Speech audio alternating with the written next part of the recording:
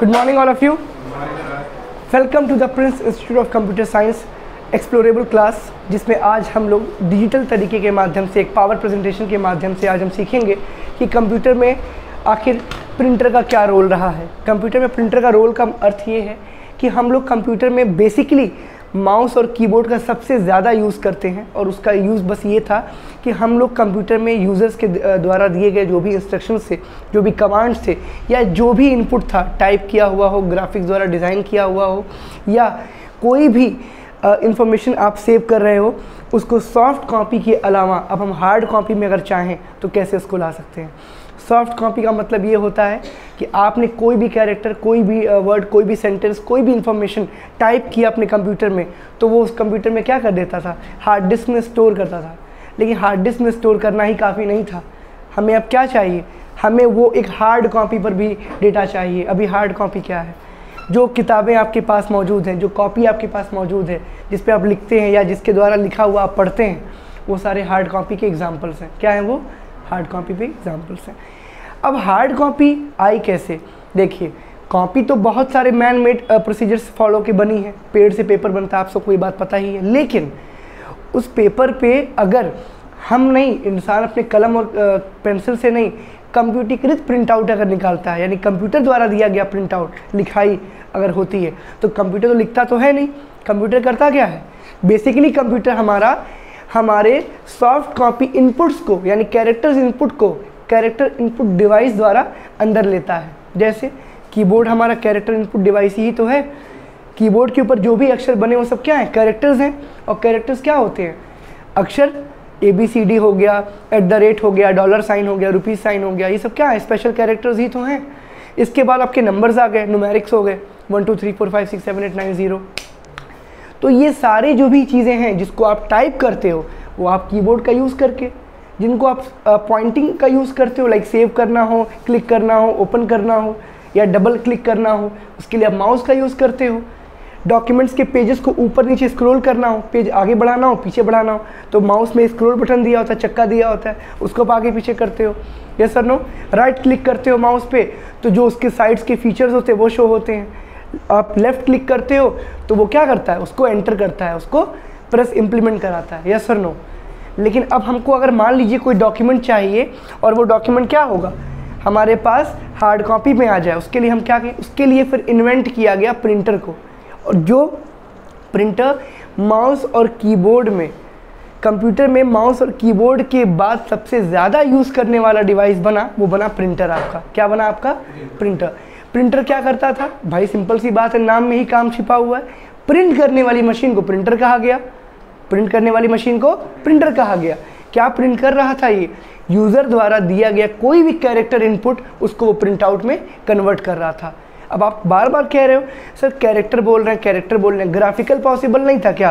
Graphical मतलब design, photo, लोगो या कोई पिक्चर? नहीं, स्टार्टिंग फेज में जब ये इन्वेंट हुआ था उस समय पे पॉसिबल नहीं था। उस समय पे ग्राफिकल पॉसिबल नहीं था, केवल कैरेक्टर पॉसिबल था। जैसे आपके कंप्यूटर का OS है ना, 2 प्रकार का OS होता है, टाइप्स ऑफ OS में आपने CUI और GUI पढ़ा होगा, या नहीं भी पढ़ा है जो बच्चे YouTube पे, या मेरे क्लास में जो बच्चे ऐसे हैं जो एब्सेंट रहे हैं या नहीं क्लास अटेंड कर पाए, आगे की इस वीडियो में तो आप पढ़ेंगे कि टाइप्स ऑफ OS क्या होता है। मैं हल्का सा उसका आज एक झांकी आपको बता देना चाहता हूँ। OS का मतलब होता है कंप्यूटर की आत्मा जो होती है, ऑपरेटिंग सिस्टम। उसको पहले 2 तरह से डिज़ाइन किया गया था। पहला जो था वो था आपका CUI, कमांड यूज़र इंटरफेस, या कैरेक्टर यूज़र इंटरफेस, जिसमें आपको कुछ भी प्रोग्राम खोलना होता था तो टाइप करते थे, कोड करते थे, आप कोडिंग करते थे। जैसे विंडो आर वहाँ करते हो, विंडो आर करके नोटपैड लिखते हो, विनवर्ड लिखते हो, तब जाके ओपन होता है। लेकिन अगर हम बताएं, बाहर उसका एक लोगो भी दिया होता है, डेस्कटॉप पे लोगो होता है, तुम लोगो पे माउस से जाओगे और 2 बार क्लिक करोगे लेफ्ट वाले बटन माउस से, तब भी वो खुल जाएगा।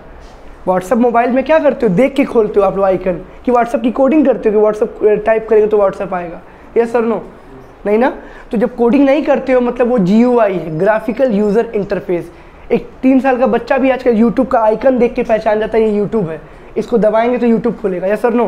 व्हाट्सअप ग्रीन रंग की कॉलिंग पे है तो व्हाट्सअप क्लिक करेंगे तो व्हाट्सअप ही ओपन होगा। यस और नो? उसी प्रकार से CUI और GUI आते थे।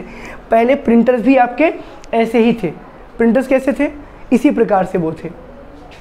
कि उन लोगों ने पहले कैरेक्टर्स इनपुट आउटपुट डिवाइस बनाया जो क्या कर रहा था, कैरेक्टर्स को प्रिंट करने का काम कर रहा था। हालांकि वो सक्षम नहीं था कि ग्राफिकल भी प्रिंट कर पाए, बिकॉज ग्राफिकल क्या है, डिज़ाइंस होती हैं, बहुत कॉम्प्लिकेटेड होता है वो डिज़ाइन, कलर और फिगर एक बराबर से ड्रॉ करना, समझ रहे हैं आप लोग। लेकिन कैरेक्टर में क्या था, केवल वो कैरेक्टर्स को प्रिंट करने का काम कर रहा था। तो चलिए हम इसके एक हल्का सा एक प्रिंटर्स की हिस्ट्री पे एक बार नज़र डालते हैं, रोशनी प्रकाश डालते हैं और पीछे देखते हैं। Charles Babbage father of computer सारे लोग जानते हैं, कितने हैं जो नहीं जानते हैं, सभी जानते हैं ऑलमोस्ट। तो अब चार्ल्स बैबेज ने कंप्यूटर तो बना लिया 1822 में, डिफरेंस इंजन के नाम से बनाया उन लोगों ने। वो मैकेनिकल भी था, स्टीमल भी था, स्टीम ड्रिवन था। लेकिन इसके बाद उन्होंने प्रयास किया कि हम प्रिंटर भी बना लें और ट्राई भी किया। फर्स्ट मैकेनिकल प्रिंटर बनाने की पूरी मुमकिन कोशिश उन्होंने की, लेकिन वो सफल नहीं हो पाया, असफल रह गए। कहते हैं एक आदमी हर जगह नहीं परफेक्ट हो सकता है। उन्होंने कंप्यूटर तो बना लिया बट प्रिंटर में वो क्या हो गए, असफल रह गए। सन 2000 तक आते आते उन्होंने प्रयास किया लेकिन वो कंप्लीट नहीं हो पाया, लेकिन नहीं बन पाया वो, ठीक है। मतलब क्या, उनकी जो कोशिश थी वो नाकाम रह गई, ठीक है। 1822 में कंप्यूटर तैयार हो गया, लेकिन 1822 के बाद 1830 में, 1835 में, 1840 में फिर भी वो कोशिश करते रह गए और वो नहीं बना पाए। फिर एक कंपनी खड़ी हुई, जापानीज़ कंपनी, एप्सन नाम सुने होंगे उसका आप, उन्होंने इसका प्रयास किया। 1968 में उन्होंने पहला फर्स्ट मैकेनिकल प्रिंटर बना दिया और वो तैयार था किसके लिए, कैरेक्टर इनपुट जो भी यूज़र दे रहा है उसको कैरेक्टर आउटपुट डिवाइस में प्रिंट करने के लिए। किसके लिए, कैरेक्टर्स को आउटपुट के तौर पे प्रिंट करने के लिए, ठीक है। इसके बाद हॉलेट पैकार्ड, जिसको आप HP के नाम से जानते हैं, इंडियन मार्केट्स में इनके लैपटॉप्स, कंप्यूटर्स अवेलेबल हैं, इनके प्रिंटर्स भी अवेलेबल हैं। 1989 में इन लोगों ने फर्स्ट इलेक्ट्रिक, बिजली से चलने वाला फर्स्ट इलेक्ट्रिकल प्रिंटर तैयार कर दिया। ये थी आपकी हिस्ट्री ऑफ इन्वेंशन, किसकी, प्रिंटर की, ठीक है ना। तो history of invention printer by HP and Epson, नाम सुन लिया आप लोगों ने। एप्सन के बहुत सारे प्रिंटर्स मार्केट में हैं, HP के भी बहुत सारे मार्केट में अवेलेबल हैं, यस और नो, ठीक है। अब हम यहाँ ग्राफिक्स के माध्यम से पीछे एक बार स्मार्ट क्लास में देखना चाहेंगे एक बार कि आखिर हमारे जो प्रिंटर्स हैं उनकी ग्राफ्स, उनकी डिज़ाइनिंग कैसे हुआ करती थी, कैसे वो काम करते थे।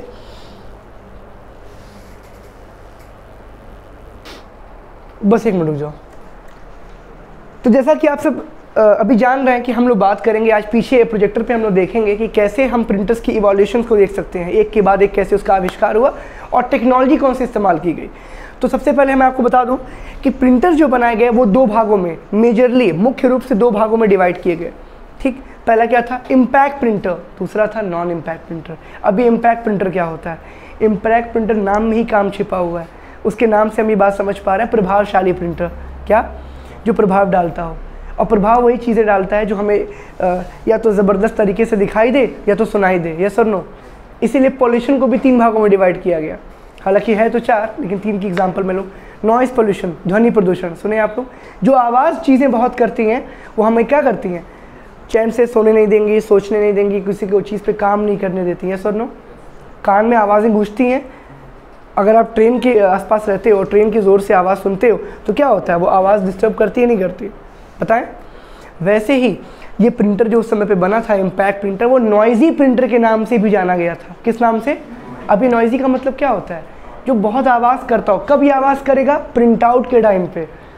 भाई सिंपल सी बात है, जब वो प्रिंट आउट निकालेगा तो क्या होगा, उसके पेपर पे उसके हेड्स टकराएंगे, बार बार वो उसको प्रिंट निकालेगा, फिर ट्रे में वो क्या करेगा, नेक्स्ट प्रिंट निकालेगा बारी बारी से, और जैसे ये प्रिंट उसका बढ़ता जाएगा तो क्या होगा, आवाज़ उतनी ही वो करता ही रहेगा। जनरेटर की आवाज़ ज़्यादा होती है, कम होती है, इन्वर्टर में आवाज़ होती है नहीं। लेकिन लोड की बात करें, कैपेसिटी की बात करें और स्टार्टिंग फेज़ की यूज़ की बात करें तो कौन पहले आया था, जनरेटर्स पहले आए थे। तो इन चीज़ों को हमें समझना पड़ेगा कि इवोल्यूशन जो डिवाइड होता है पहले यूजर्स के ऊपर डिपेंड करता है। चलिए बात ना करते हुए पॉइंट पे आते हैं। तो मैं प्रिंटर्स की बात कर रहा था, नॉन इम्पैक्ट प्रिंटर और इम्पैक्ट प्रिंटर। इम्पैक्ट प्रिंटर में भी दो तरह के प्रिंटर्स थे, यानी इम्पैक्ट के अंदर भी दो आते हैं, दो ग्रुप्स आते हैं। अभी मैं प्रिंटर्स की बात नहीं करूँगा। एक था आपका कैरेक्टर प्रिंटर, क्या था, कैरेक्टर प्रिंटर, और एक था आपका लाइन प्रिंटर, क्या था, लाइन प्रिंटर। चाहे तो आप लोग नोट्स ओपन करिए और नोटिंग करते शुरू करिए बारी बारी से। कैरेक्टर प्रिंटर जो था वो उस समय पे क्या कर रहा था, वो कैरेक्टर्स को प्रिंट कर रहा था, यानी एक समय पर एक कैरेक्टर को वो प्रिंट कर रहा था। छाप सुनते हैं, छापना, है ना, वो एक एक कैरेक्टर को वन टाइम पे छाप रहा था। और उसी के बगल में जो मैंने अगला ग्रुप बताया है वो क्या था, लाइन प्रिंटर। क्या था वो, यानी वो एक बार में एक पूरी लाइन प्रिंट कर रहा था, लाइन बाय लाइन प्रिंट कर रहा था, यानी वो एक लाइन की जिम्मेदारी लाइन प्रिंटर पे थी और इसकी कैरेक्टर पे थी। ठीक है, इसीलिए इसको CPM, LPM और PPM के नाम से भी जानते हैं। CPM मतलब क्या, कैरेक्टर्स पर मिनट, LPM मतलब क्या, लाइन पर मिनट, और PPM मतलब क्या, पेज पर मिनट। समझ रहे हैं आप लोग, चाहे उसमें कितने भी नंबर ऑफ कैरेक्टर्स रहें, कितने भी नंबर ऑफ वर्ड्स, कितने भी नंबर ऑफ सेंटेंसेस रहें, वो एक पूरा पेज 1 मिनट में प्रिंट आउट कर देगा। कौन, PPM। अब ये PPM, LPM और CPM क्या है, ये सारी उसकी क्वालिटी, रिजोल्यूशन कह सकते हैं। किसकी रिजोल्यूशन, प्रिंटर की। किसकी, अभी हम लोग उससे पहले क्या पढ़ रहे थे सर, डिस्प्ले की क्वालिटी, मॉनिटर की क्वालिटी पढ़ रहे थे हम लोग, याद है। PPI, पिक्सल पर इंच, याद है आप लोगों को, 400 पिक्सल, 500 पिक्सल, 1000 पिक्सल, याद है कि कितने पिक्सल्स कितने इंच की दूरी पे कितने मौजूद हैं हमारे पास मॉनिटर्स पे। लेकिन अब हम लोग क्या पढ़ रहे हैं, अब हम इस चीज़ को समझने की कोशिश कर रहे हैं कि भाई प्रिंटर की भी तो क्वालिटी होगी, प्रिंटिंग क्वालिटी भी तो होती है। हल्का प्रिंट हुआ है, डार्क प्रिंट हुआ है, बहुत अच्छा प्रिंट हुआ है, ब्लर प्रिंट हुआ है, धुंधला, यस सर नो। तो उसको हम लोग LPM, PPM और CPM में मेजर करने की कोशिश करते हैं। कोई समस्या आप लोग को यहाँ तक नहीं। कैरेक्टर प्रिंटर्स में 2 प्रिंटर्स थे। पहला नाम था उसका क्या, पहला उसका नाम था डेजी व्हील प्रिंटर। क्या नाम था, डेजी व्हील प्रिंटर। ठीक है, दूसरा है आपका डॉट मैट्रिक्स। मैं डॉट मैट्रिक्स, पीछे इमेज दिख रही है तो मैं डॉट मैट्रिक्स के बारे में ही बताना चाहूँगा। डॉट मैट्रिक्स प्रिंटर, यहाँ पे आप देख पा रहे हैं, ये प्रिंटर अपने समय पर एक प्रिंट हेड के माध्यम से डॉट डॉट करके, इस पर बहुत सारे आप देख रहे हो, यहाँ पे वो इंक पॉइंट्स लगे हुए हैं, डॉट्स लगे हुए हैं, और ये पूरा उस पर कैरी करने वाला कंटेनर था। इस कंटेनर पे 1 2 3 4 5 6 7 8 9 डॉट्स लगे हुए थे। और ये जो भी आप इस पे ऑप्शन कमांड दे रहे थे कि तुम A प्रिंट करो, H प्रिंट करो, B प्रिंट करो, उसके आकार पे वो जा करके बारी बारी से क्या कर रहा था, वो डॉट कर रहा था। ये देखिए, यहाँ से डॉट करते हुए आया, ये अभी डॉटेड होना बाकी है, ये डॉट करते हुए आएगा। जहाँ जैसा आप कैरेक्टर प्रिंट करोगे, जो भी आप चाहोगे, उसको उसके शेप पे जा करके, उस डिज़ाइन पे जा करके वो ऐसे डॉट डॉट करके प्रिंट आउट कर रहा था। क्लियर है। हल्का सा इसका मैं एक बहुत साधारण सा एग्जांपल दूं। आपने गौर किया होगा, जब आप रेलवे स्टेशन पे जा करके ट्रेन का जनरल टिकट खरीदते हैं या स्टेशन टिकट खरीदते हैं आप, प्लेटफॉर्म टिकट, तो उसके टिकट्स पे आप देखिएगा वो जो इंक होती है वो करीब करने पे लगता है कि दूर दूर ऐसे छेद पॉइंट बनाया गया है। हल्का हल्का आपको दिखता होगा, ये सर नो, कोई समस्या यहाँ तक नहीं है। आगे देखिए, इसके बाद हम अगला देखते हैं। तो डॉट मैट्रिक्स प्रिंटर के ये कुछ कह सकते हैं पॉइंट्स हैं। In today's time the use of DMP यानी कि डॉट मैट्रिक्स प्रिंटर, इसका शॉर्ट नेम है, is rarely seen because their print quality is low and it is also very noisy. इसकी जो प्रिंटिंग क्वालिटी थी वो बड़ी ब्लर थी, बड़ी दूर, मैंने बताया ना भाई, सिंपल सी बात है। इस वाले इमेज में आप देखो, ये डॉट्स दूर दूर है, डॉट्स दूर दूर है भाई, दूर दूर होंगे तो क्वालिटी ब्लर होगी ही होगी, सिंपल सी बात है। हमें गौर से देखना होगा लिखा क्या है, यस और नो। उस पर कभी कभी ऐसा भी होता था कि लिखा है N तो लगेगा कि M, क्योंकि बहुत क्लोजली वो डॉट्स को इस्तेमाल कर रहा था, तो आपको डाउट होने की पूरी संभावनाएं मौजूद थी। इसीलिए इसको क्या बोला गया, इसको कहा गया rarely use because the quality is low and very noisy. बहुत शोर शराबे वाला ये आपका प्रिंटर था और ये बहुत ही ज़्यादा क्या कर रहा था, रेयर यूज़ होने वाला प्रिंटर मौजूद था। ठीक, इसके बाद हम अगला देखते हैं। पॉज करिए, पॉज हो गया। इसके बाद हम देखते हैं डेजी व्हील प्रिंटर। मैंने बताया ना आप लोगों को कि आपके कैरेक्टर्स प्रिंटर में 2 प्रिंटर मौजूद थे। पहला क्या, डॉट मैट्रिक्स, और दूसरा आपका था Daisy wheel printer. Dot matrix I think मैंने ठीक ठाक से एक्सप्लेन कर दिया, आपको समझ आ गया होगा। नहीं आया जिन लोगों को, भाई इतना तो वो जहमत कर ही सकते हैं, इतनी परेशानियों को वो हैंडल कर सकते हैं कि एक बार YouTube चैनल के कमेंट सेक्शन में जाके मुझे कमेंट करें कि कौन सा ऐसा टॉपिक पर्टिकुलरली टच नहीं हो पाया, उनके अकॉर्डिंग मैं पर्सनली उस पर एक छोटा सा वीडियो कैमियो बना के उस पर फिर से अपलोड करूँगा सेम डे रात तक। ठीक है, ये आपके अपीयरेंस के लिए ऐसा होगा, बिकॉज अगर आपको कोई वीडियो मिल रही है, किसी चैनल को आपने सब्सक्राइब किया हुआ है और उसका लाभ आपको पूरी तरीके से नहीं पहुँच पा रहा है, तो बेकार है वीडियो बनाना और बेकार है आपका समय, कीमती समय खर्च करके उस वीडियो को देखना। ठीक है, तो आप ये कर सकते हैं। अगला देखिए, डेजी व्हील प्रिंटर में क्या है, आपको एक चक्का दिख रहा होगा, एक गोल सी घड़ी जैसी आकार में आपको एक वो व्हील दिख रही होगी। इस व्हील पर गौर से अगर आप देखें तो कैरेक्टर्स यहाँ पे उल्टे चिपके हुए हैं। क्या है, जो भी कैरेक्टर्स आपके ABCD हैं, जो भी नंबर्स हैं, वो सारे आपको इस व्हील पर दिखेंगे। दिख रहे हैं? इसके ऊपर एक हेड लगा हुआ है। क्या लगा हुआ है? हेड।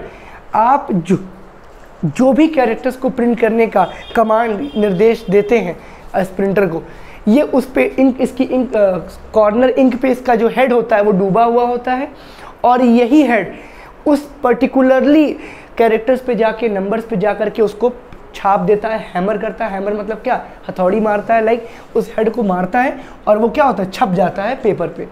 राउंड में है तो घूमना काफ़ी आसान है, जल्दी से घूम के वापस आ जाएगा।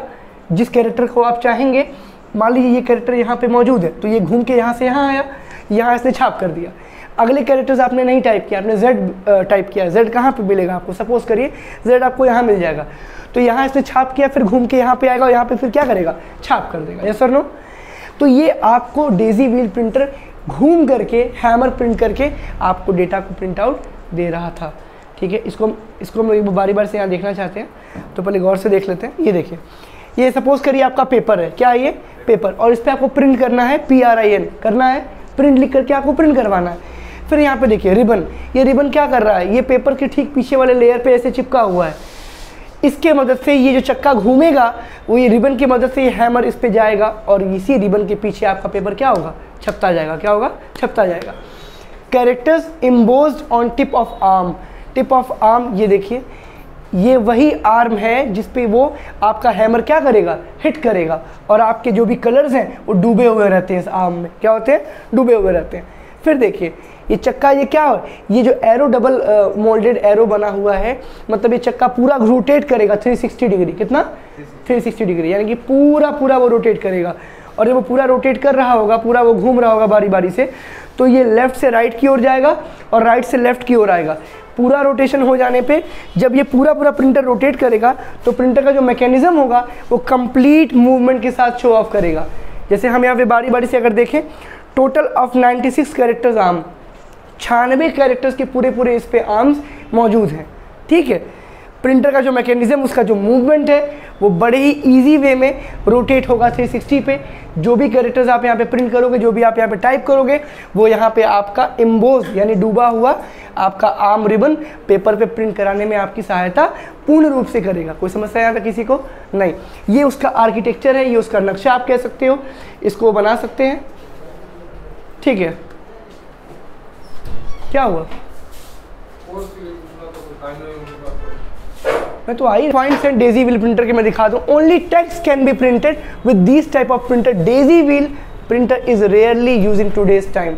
मैं फिर वही बात कहा आपसे, समझाने का वही मैंने प्रयास किया। क्या कि देखिए, इस पे केवल टेक्स्ट, अब टेक्स्ट क्या होता है, नोटपैड पे आप लोग क्या पढ़ा, कोई ग्राफिक, कोई डिज़ाइन, कोई फोटो, कोई वीडियो एम्बेड आप नहीं कर सकते, जोड़ नहीं सकते। यानी बात वही फिर घूम करके आ गई क्या, कि ये कैरेक्टर प्रिंटिंग डिवाइस है। कैरेक्टर क्या होते हैं, मैं बताया आपको ना, ABCD हो गया अक्षर, या एग्जैक्टली ABCD हो गया, @ हो गया, या आपका 1 2 3 4 5, ये सब क्या है, कैरेक्टर्स तो हैं।